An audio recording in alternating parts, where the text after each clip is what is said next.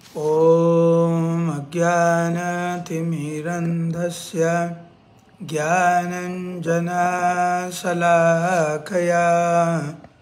चक्षुरुन्मिलितं येन तस्मै श्रीगुरवे नमः।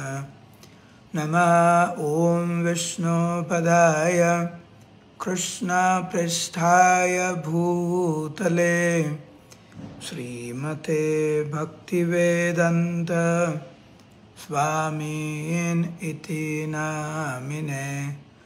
नमस्ते सारस्वती देवे गौरवाणी प्रचारिणे निर्विशेषशून्यवादी पाश्चात्यदेशतारिणे।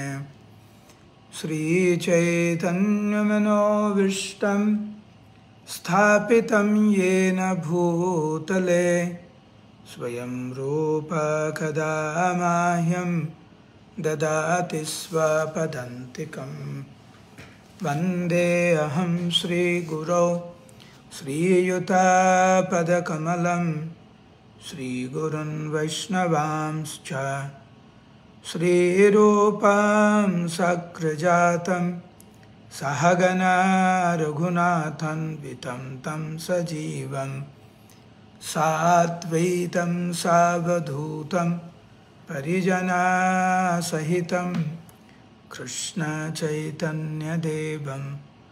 श्रीराधाकृष्णपादान् सहगना ललिता श्रीवृषाखन्वितांश्च। हे कृष्ण करुणा सिन्धु दीनबन्धो जगत्पते गोपेश गोपिकान्त राधाकान्त नमस्तुते। तप्तकाञ्चन गौराङ्गी राधे वृन्दावनेश्वरी वृषभानुसुते देवी प्रणमामि हरिप्रिये। नमो महावदन्याय कृष्णप्रेमप्रदायते कृष्णाय कृष्णचैतन्य नाम्ने गौरत्विषे नमः। नीलाचलनिवासाय नित्याय परमात्मने बलभद्र सुभद्राभ्यां जगन्नाथाय ते नमः। वाञ्छाकल्पतरुभ्यश्च कृपासिन्धुभ्यैव च पतितानां पावनेभ्यो वैष्णवेभ्यो नमो नमः। जय श्री कृष्ण चैतन्य प्रभु नित्यानंद श्री अद्वैत गदाधर श्रीवासदि गौरभक्तवृंद। हरे कृष्ण कृष्ण कृष्ण हरे हरे, हरे राम राम राम हरे हरे। मूकं करोति वाचालं पंगुं लंघयते गिरिं यत्कृपातमहं वन्दे श्रीगुरुं दिनतारिणं परमानन्दमाधवं श्रीचैतन्य ईश्वरं। नमः ओं विष्णुपदाय कृष्णपृष्ठाय भूतले श्रीमते जयपताका स्वामिनिति नामिने। नमः आचार्यपादाय निताय कृपाप्रदायिने गौरकथा धामदाय नगरग्रामतारिणे। हरे कृष्ण। उपस्थित समस्त गौर भक्तवृंदेर श्री चरण कमले আমার সশ্রদ্ধ প্রণাম। আপনাদের কৃপা ভিক্ষা চাইছি। গতকাল আমরা শ্রবণ করেছি কিভাবে নারদ মুনি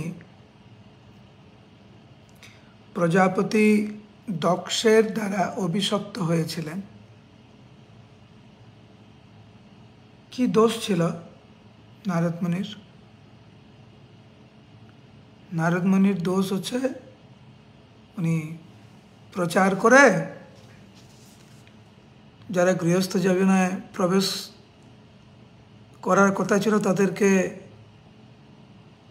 ওই গৃহস্থ আশ্রমে প্রবেশ করা থেকে বিরত করলেন, আর ভগবত ধামে যাওয়ার জন্য প্রথমে ওনার 10,000 পুত্রদেরকে, পরে 1,000 পুত্রদেরকে তৈরি করলেন।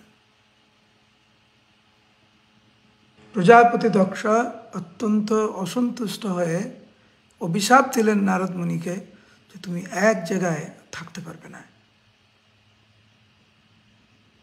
ঘুরতেই থাকবে শুধু। প্রভুপাদ বলছেন কিন্তু প্রকৃতপক্ষে এই ধরনের অভিশাপ প্রচারকদের কাছে একটি মস্ত বড় অপরাধ, মস্ত বড় আশীর্বাদ।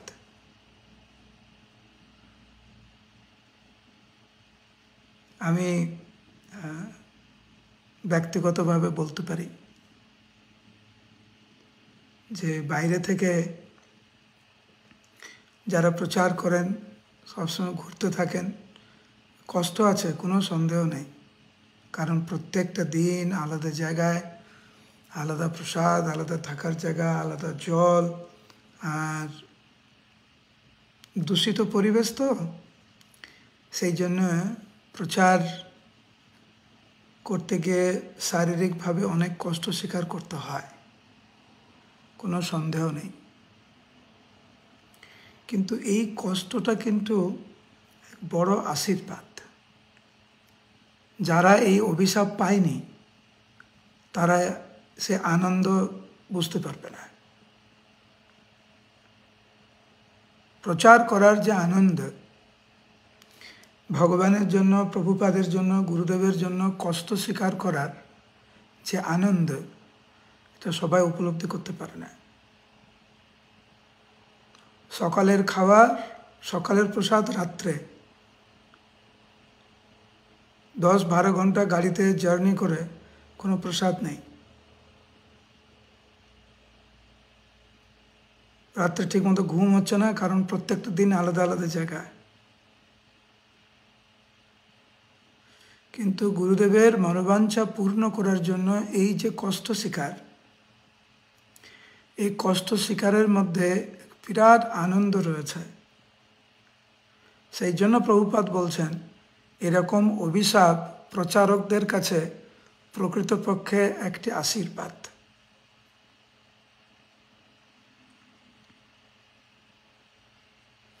ধর্ম প্রচারককে পরিব্রাজক বলা হয়, অর্থাৎ তিনি এমন একজন আচার্য যিনি মানব সমাজের কল্যাণ সাধনের জন্য সর্বদা ভ্রমণ করেন। জানি না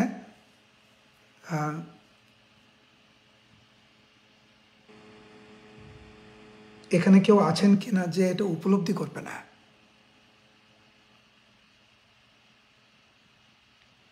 ধরুন আপনি রান্না করছেন, মোমো রান্না করছেন। মোমো রান্না করতে তো 1 সেকেন্ড লাগে না, একটু প্ল্যানিং দরকার। সেই রকম সবজি কিনতে হবে, উপাদানগুলো তৈরি করতে হবে। কষ্ট করলেন আপনি, রান্না করলেন আপনি, কিন্তু আপনি যখন আপনার প্রিয়জনকে ওটা খাওয়াবেন, ওই কষ্টে কিন্তু অনেক আনন্দ ছিল। বাবা মা যখন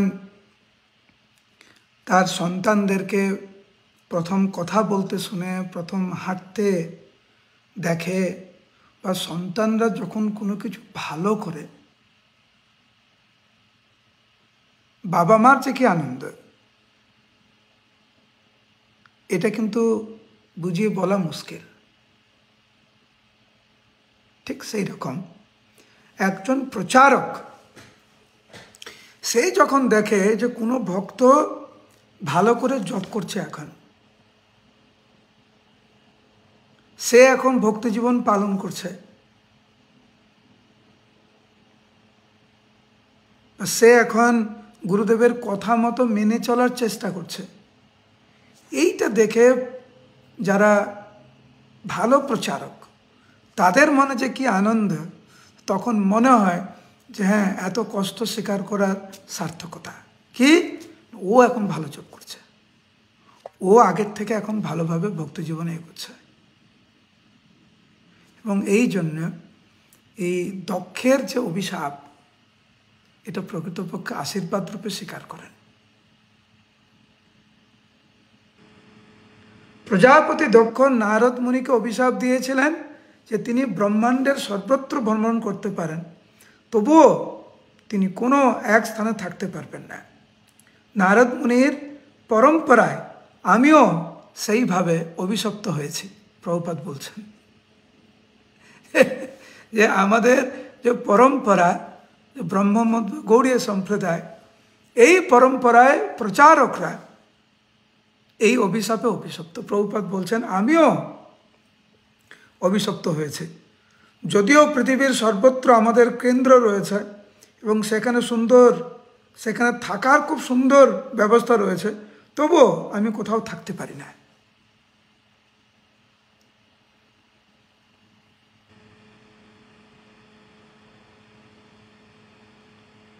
এবং যারা প্রভুপাদের অনুগামী,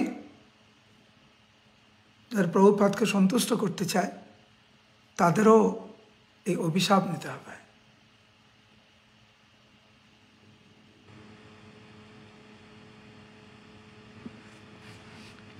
আপনারা কেউ ভয় পাবেন না। ভাবছি হয় আপনারা তো ভাবছেন যে এখন কি বলবে প্রভু, আমাদেরকে সব ঘর টর ছেড়ে ঠেড়ে এখন রাস্তায় ঘুরতে হবে নাকি 25-26 দিন মাসে। আপনারা যেখানে আছেন ওখানে থাকুন, ভালো ভক্ত হন। প্রচার করা ঠিক যেরকম গুরুদেবকে সেবা করা, আর ভালো ভক্ত হওয়াও গুরুদেবের চরণে এক বিরাট সেবা। কেউ কেউ গৃহে থেকে সাধন ভজন করবে, প্রচার করবে, আর কেউ কেউ এমনি পরিব্রাজক, তারা ঘুরে ঘুরে প্রচার করবে। ঠিক আছে, কোনো চিন্তা নেই। হরে কৃষ্ণ। সবার মন এত খারাপ হওয়ার কিছু নেই। তখন সবাই গুরুদেবের সেবা করছেন, গুরুদেবের আদেশ পালন করে ভালো করে জপ করলেই গুরুদেব অনেক খুশি হবে। হরে কৃষ্ণ। আপনারা নিজেদের জায়গায় ভালোভাবে থাকতে পারেন, ভালো করে প্রসাদ রান্না করে পাবেন, আর কোনো চিন্তা নেই। ঠিক আছে, হরে কৃষ্ণ।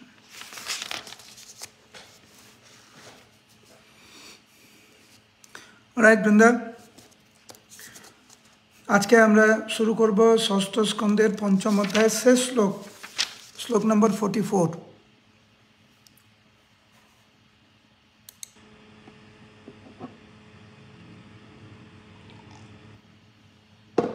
অনুবাদ।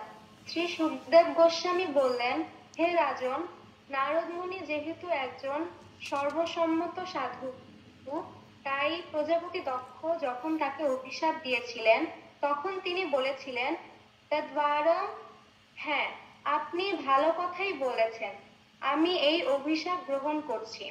নারদ মুনিও দক্ষকে প্রতিশাপ দিতে পারতেন, কিন্তু তিনি না করে তার অভিশাপ সহ্য করেছিলেন, কারণ তিনি ছিলেন একজন সহিষ্ণু এবং উদার সাধু। অনেক পরিস্থিতি আমরা সামলাতে পারবো যদি আমরা সহ্য করতে জানি, একটু সহিষ্ণু হই, একটু উদার হই।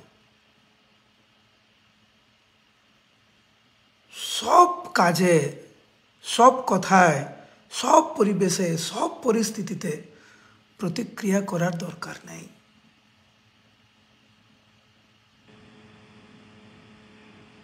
কিছুটা সহ্য করুন, সহিষ্ণু হন, এটি হচ্ছে সাধুর লক্ষণ। এখন আমাদেরকে বুঝতে হবে, জানতে হবে কোনটা সহ্য করতে হয় আর কোনটা সহ্য করতে হয় না, কি ব্যাপারে সহিষ্ণু হওয়া উচিত, কি ব্যাপারে সহিষ্ণু হওয়া উচিত না। আমি একটা উদাহরণ দিতে পারি। ধরুন আপনি জব করছেন না, আর আপনি বললেন, না না প্রভু, আজকে ক্লাসে প্রভু বলেছেন যে জব না করলেও ওটাও সহ্য করা দরকার, কারণ সহ্য না করলে তো ভক্ত হওয়া যাবে না। সেই জন্য আমি জব করি না, ওটাও সহ্য করে নিচ্ছি। এই সহ্যের কথা বলা হচ্ছে না। বা আপনাকে কেউ বলছে অপকর্ম করতে, তুই আয় অপকর্ম করি, আর আপনি বললেন না এটা তো সহ্য করা উচিত, একটু সহ্য একটু করলে হয়, দিনের শেষে সহ্য তো করতে হয়, প্রতিক্রিয়া করতে না বলেছেন প্রভু। এটা ভুল।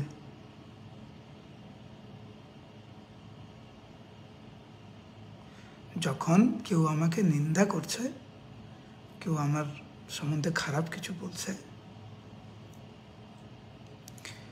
আমরা চেষ্টা করি ওই ব্যাপারটা একটু সহ্য করতে। দেখবেন বেশিরভাগ সময় একটু চুপ থাকলে অসুবিধাটা অনেক সময়, সব সময় না, অনেক সময় আপনা আপনি কেটে যায় এবং ওই ব্যক্তি বুঝতে পারে যে ওনার ভুল ছিল। এখানে নারদ মুনিকে দক্ষ প্রজাপতি অভিশাপ দিলেন। এই ভ্রান্ত ধারণা আমাদের যেন না থাকে যে নারদ মুনির ওই ক্ষমতা ছিল না যে প্রজাপতি দক্ষকে ওনার ক্রোধের দ্বারা ভস্মীভূত করার। কি দোষ করেছে নারদ মুনি? ভক্ত বানিয়েছে, ভগবতমে পাঠিয়েছে ওনার সন্তানদেরকে, এই অপরাধ, সেই জন্য অভিশাপ দিচ্ছে।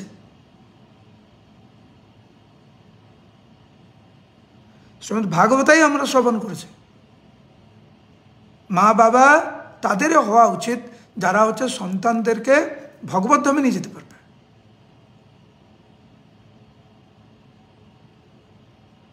শিক্ষক তাদের হওয়া উচিত, গুরু তাদের হওয়া উচিত। নারদ মুনি তাই করলেন, আর নারদ মুনিকে অভিশাপ দিয়ে দিলেন। নারদ মুনি কিন্তু অভিশাপ দিলেন না, উনি সহ্য করে থাকলেন।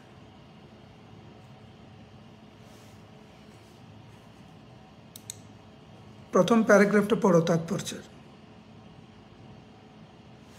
তাৎপর্য: শ্রীমদ্ ভাগবতে বলা হয়েছে, তিতিক্ষব কারুণিকা সুহৃদা সর্বদেহিনাম অজাত শত্রুভ শান্তা সাধব সাধুভূষণা। সাধুর লক্ষণ হচ্ছে তিনি সহনশীল, দয়ালু এবং সমস্ত জীবের সুহৃদ। তার কোনো শত্রু নেই, তিনি শান্ত, তিনি শাস্ত্রের নির্দেশ অনুসারে আচরণ করেন এবং তিনি সমস্ত সদ্গুণের দ্বারা বিভূষিত। যেহেতু নারদ মুনি হচ্ছেন সর্বশ্রেষ্ঠ সাধু, তাই তিনি প্রজাপতি দক্ষকে উদ্ধার করার জন্য নীরবে তার সেই অভিশাপ অঙ্গীকার করেছিলেন। শ্রী চৈতন্য মহাপ্রভু তার সমস্ত ভক্তদের সেই শিক্ষা দিয়েছেন। এটা হরি বল, এটা প্রথম প্যারাগ্রাফটা শেষ হলো, একটু দাঁড়া, আবার পড়ব।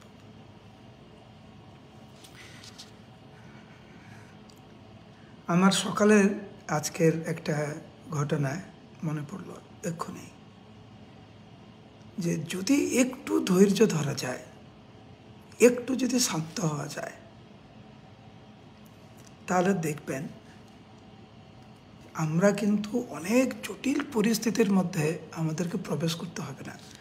দেখবেন কখনো যখন কেউ আপনাকে কিছু বলতে আসে, আমরা তো সবাই বলতে বেশি পছন্দ করি, শুনতে কম পছন্দ করি। তো সকালে একটা ঘটনা, তো গতকাল আমার এখানে এখন সকালবেলা, সেই জন্য বলছি, গতকাল রাত্রিবেলা আমাকে একজন ভক্ত ফোন করে বলছে যে ওনার বাড়িতে যেতে প্রসাদ পাওয়ার জন্য। কিন্তু ওনার বাড়িটা এখান থেকে 1 ঘন্টা দূরে, 1 ঘন্টা গাড়ি চালিয়ে যেতে হবে, 1 ঘন্টা। এখানে 1 ঘন্টা মানে 100 কিলোমিটার। তো আমি ওনাকে বললাম এত দূরে আমার মনে হয় যাওয়া ঠিক হবে না, তো যারা যাচ্ছে তাদের হাতে একটু প্রসাদ পাঠিয়ে দেবেন। তো বললো ঠিক আছে ঠিক আছে। তো সকালবেলা আমার কাছে একজন ভক্ত এসে, একটু এই ক্লাসের আগেই এসে বলছে যে প্রভু আপনাকে কি ওই ভক্ত ফোন করেছিলেন? উনি কথাটা এমনভাবে শুরু করেছে যে উনিও চায় আমি যেন যাই। তো আমার ইচ্ছা হচ্ছিল যে ওই যে যখনই উনি মুখ খুলেছে তখনই কথাটাকে মানে কেটে বলা যে আমি যাব না।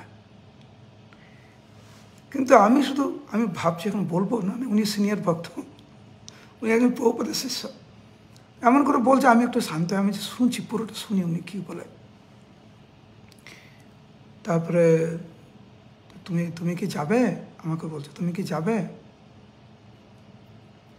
আমি তবু কিছু বলছেন, আমি ওনার মুখের দিকে তাকিয়ে আছি, ওনার মনে হচ্ছে আরও কিছু বলার আছে আর কি ওনার। তারপর উনি বলছে অ্যাকচুয়ালি না, আমার না একদম যাওয়ার ইচ্ছা নেই, কিন্তু তুমি যদি যাও তাহলে আমাকে যেতেই হতো, তুমি কি যাবে। আমি আমি আর তবু অপেক্ষা করছি আর কিছু বলতে চাই কিনা। তবে উনি বললেন যে এত দূর যাবো মুখ তুমি বলার পরে এবারে আমাকে বলছো তুমি কি বলছো। তা আমি হেসে বললাম যে আমি গতকালই ওনাকে বলে দিয়েছি যে এত দূরে আমার পক্ষে যাওয়া সম্ভব নয়। ব্যাস, দুইজনে একই কথা হলো, দুজনেই খুশি। উনি যেইভাবে কনভারসেশনটা শুরু করেছিল, আমার কিন্তু মনে হয়েছে যে উনি আমাকে একটু জোর করছে যাতে আমি যাই। আমি যদি ওই সময় একটু প্রতিক্রিয়া দিতাম, জিনিসটা কিন্তু এত মধুরভাবে শেষ হতো না। পরে আমি বুঝলাম উনি একটু আমাকে জোর দিচ্ছিল যাতে উনিও রাজি আমার সাথে যেতে, যদি আমি যেতে চাই।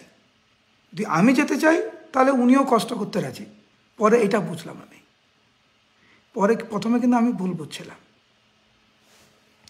অনেক সময় আমি দেখেছি যে যখন কেউ মুখ খোলা মানে যে কথা বলা শুরু করে, অপর ব্যক্তি যাকে বলছে সে যদি শান্ত না হয় তাহলে দেখবেন ওর কথাটা কমপ্লিট করতে দেয় না। দিনের শেষে দুইজনের ভুল বুঝাবুঝি, কিন্তু হওয়ার কথা ছিল দুইজনের কিন্তু সহমত, কিন্তু একে অপরের কথা শুনতে চাইছে না কেউ। শান্ত না, এখানে বলছে না যে তিনি শান্ত। আমার অভিজ্ঞতা বলে যে কোনো ভক্ত যদি একটু শান্ত থাকে তাহলে অনেক সমস্যা কিন্তু আমরা এড়িয়ে যেতে পারি। আমরা আর একটা ব্যাপার দেখবেন যে কেবলমাত্র অন্যের কথা শ্রবণের মাধ্যমে 60 to 70% সমস্যার সমাধান হয়ে গেছে। কি করেছেন আপনি? শুধু শুনেছেন। সেই শুনতে পারে যার একটু সহ্য ক্ষমতা আছে, যে একটু শান্ত, যে উত্তেজিত মানে স্বভাব, সে কিন্তু অন্যের কথা শুনতে পারে না। সেই জন্যে এইখানে প্রভুপাদ এই যে সহনশীলতা, দয়ালু, জীবের সহিত তার শত্রু নেই, তিনি শান্ত, নারদ মুনির মধ্যে এই সমস্ত দিব্য গুণাবলী খুব সুন্দরভাবে ছিল, এবং সেই জন্য নারদ মুনি প্রতিক্রিয়া করেননি। আমাদের জীবনে এইরকম কেউ কেউ মানে মনে মনে অভিশাপ দেয়, কেউ কেউ বিড়বিড় করে বলে, কেউ কেউ চিৎকার করে বলে, অনেকে অনেক কিছু আমাদেরকে বলবে।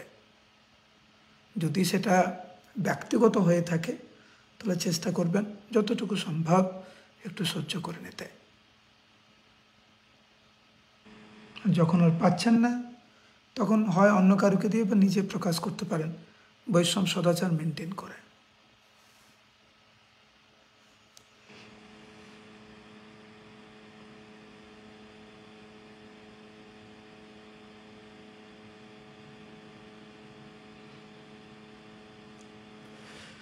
বৃন্দার শেষ প্যারাগ্রাফ, এখন প্রশ্ন উঠতে পারে, ওখান থেকে পড়ো। এখন প্রশ্ন উঠতে পারে, নারদ মুনি কেন প্রজাপতি দক্ষের সম্মুখে উপস্থিত হয়েছিলেন এবং তার এই সমস্ত অভিযোগ ও অভিশাপ সহ্য করেছিলেন? তা কি দক্ষের উদ্ধারের জন্য? তার উত্তর হচ্ছে হ্যাঁ। শ্রীল বিশ্বনাথ চক্রবর্তী ঠাকুর বলেছেন যে প্রজাপতি দক্ষ কর্তৃক এইভাবে অপমানিত হয়ে নারদ মুনির তৎক্ষণাৎ সেখান থেকে চলে যাওয়া উচিত ছিল, কিন্তু তিনি দক্ষের সেই সমস্ত কটু বাক্য শ্রবণ করার জন্য সেখানে অবস্থান করেছিলেন, যাতে দক্ষের ক্রোধ প্রশমিত হয়। প্রজাপতি দক্ষ কোনো সাধারণ ব্যক্তি ছিলেন না, তিনি বহু পুণ্যকর্মের ফল সঞ্চয় করেছিলেন। তাই নারদ মুনি জানতেন যে অভিশাপ দেওয়ার পর দক্ষের ক্রোধ শান্ত হবে এবং তিনি তার দুর্ব্যবহারের জন্য অনুতপ্ত হবেন। তার ফলে তিনি বৈষ্ণব হবার সুযোগ পাবেন এবং তার উদ্ধার হবে। জগাই এবং মাথায় যখন শ্রীমান নিত্যানন্দ প্রভুর চরণে অপরাধ করেছিলেন, তখন নিত্যানন্দ প্রভু তা সহ্য করেছিলেন। তার ফলে সেই দুই ভাই তখন তার চরণ কমলে পতিত হয়ে অনুতাপ করেছিলেন এবং পরে তারা শুদ্ধ বৈষ্ণব হয়েছিলেন। একজন ভগবত ভক্ত কতটা উদার হয়, কতটা উদার হতে পারে, তার জ্বলন্ত দৃষ্টান্ত হচ্ছে নারদ মুনি। যে নারদ মুনি অভিশাপ সহ্য করছে যাতে দক্ষ বুঝতে পারে পরে যে সে ভুল করেছে।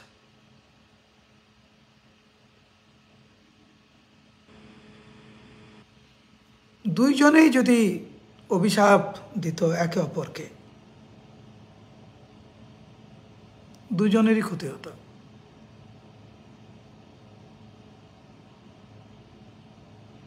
সেই জন্য বিশেষ করে ভগবত ভক্তরা ব্যক্তিগতভাবে কেউ যখন আক্রমণ করে একটু শান্ত থাকে।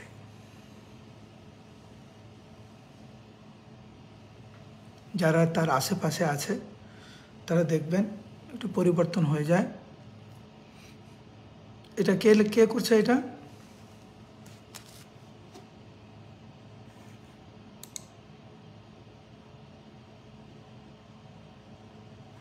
বোর্ডটা কে করলেন? কোনো দরকার নেই তো ক্লাসের সময়। তো এইখানে আমরা নারদ মুনির বা মহাভাগবতের মহিমায় আমরা দেখছি ভক্ত হওয়া এত সহজ নয়, অনেক কিছু সহ্য করতে হবে, অনেক কিছু সামাল দিতে হবে, অনেক প্রতিকূল পরিস্থিতির মধ্যে দিয়ে আমাদেরকে যেতে হবে। নারদ মুনি প্রজাপতি দক্ষের 11,000 পুত্রকে উদ্ধার করার ফল হচ্ছে তিনি অভিশপ্ত হলেন। আর আমরা হচ্ছে সেই সম্প্রদায়ের, আমাদেরকে কষ্ট করতে লাগবে না, আমাদেরকে সহ্য করতে হবে না, অভিশাপ নিতে হবে না।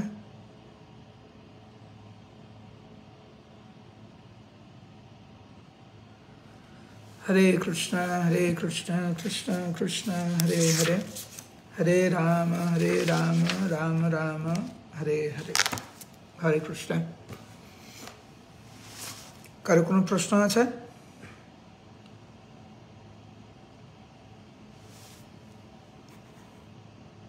অচিন্তা লক্ষ্মী বলো। হরে কৃষ্ণ। প্রণাম প্রণাম। প্রভু, আমরা চতুর্থ স্কন্ধে যে দক্ষের কাহিনী পড়ে এসেছিলাম, আর এখানে যে দক্ষ আছেন, তো চতুর্থ স্কন্ধে আমরা যেটা দেখেছিলাম, দক্ষ পরবর্তীতে মানে যেখানে যে শেষ হয়েছিল সেখানে ক্রোধ প্রকাশ করছে শিবজির সাথে। তো এখানে স্বভাবের কোনো পরিবর্তন হচ্ছে না? এখান থেকে তুমি কি শিক্ষা লাভ করো? প্রভু, আমার একটা প্রেজেন্টেশন আছে এই স্বভাব নিয়েই, সেই কারণে যে স্বভাব চেঞ্জ করতে হবে আমাদের, কিন্তু সেখানে আমরা দেখছি যে স্বভাব সবসময় মানে এটা চেঞ্জ করাটা খুব কঠিন একটা বিষয়। আমি তো অবশ্যই শিক্ষা নেব যে আমার স্বভাবের মধ্যে যে খারাপ জিনিসগুলো আছে সেগুলো যাতে মানে স্বভাবটাকে চেঞ্জ করার জন্য খারাপ জিনিসগুলো থেকে বের হওয়া। হরে কৃষ্ণ। তো আমরা হচ্ছে দক্ষের পূর্ব জীবনের যে স্বভাব এবং এই জীবনের যে স্বভাব, কিছুটা হলেও মনে হচ্ছে স্বভাব পরিবর্তন হয়নি। এখান থেকে আমরা শিক্ষা লাভ করি যে আমাদের স্বভাব পরিবর্তন করার জন্য কতটা পরিশ্রম করতে হবে আমাদেরকে। স্বভাব পরিবর্তন এত সহজে আসে না, তার জন্য অক্লান্ত পরিশ্রম করতে হয়।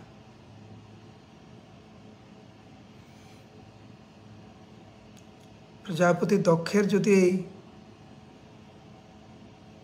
এই অবস্থা, তাহলে আমাদের আরো কত পরিশ্রম করতে হবে আমাদের স্বভাব পরিবর্তন করার জন্য, কতটা সাবধান থাকতে হবে।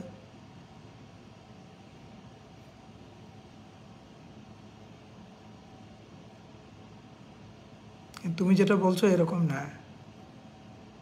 দক্ষের অনেক পরিবর্তন এসেছে জীবনে, কালকে শুনবে।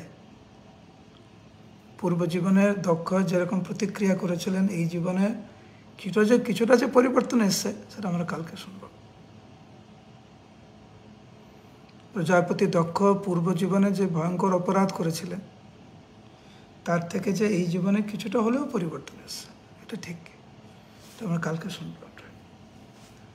হরে কৃষ্ণ। কিন্তু বাস্তব ঘটনা হচ্ছে আমাদের স্বভাব পরিবর্তন করা এত সহজ নয়। It's a tough job. লোকজীবন প্রভু, শেষ প্রশ্ন। হরে কৃষ্ণ, ধন্যবাদ, প্রণাম প্রভুজি।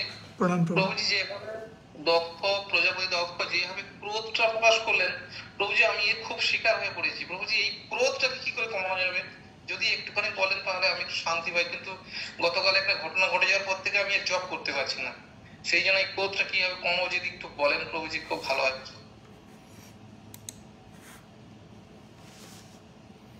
ক্রোধ আমরা ইচ্ছাকৃতভাবে ক্রোধ করি। যেমন কেউ যদি বলে আমার খিদা পেয়েছে, আপনার ওরকম হয় নাকি যে প্রভু আমার এখন ক্রোধ পেয়েছে?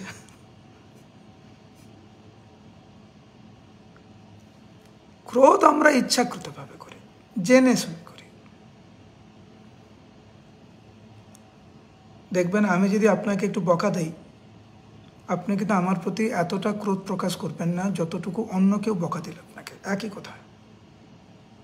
তো একজনের প্রতি আপনি ইচ্ছাকৃতভাবে ক্রোধ প্রকাশ করছেন না, আরেকজনের প্রতি ইচ্ছাকৃতভাবে ক্রোধ প্রকাশ করছেন।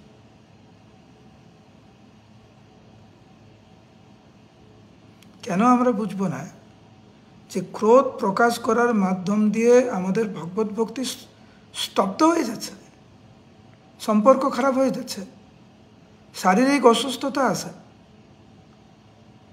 জপতে মন বসছে না।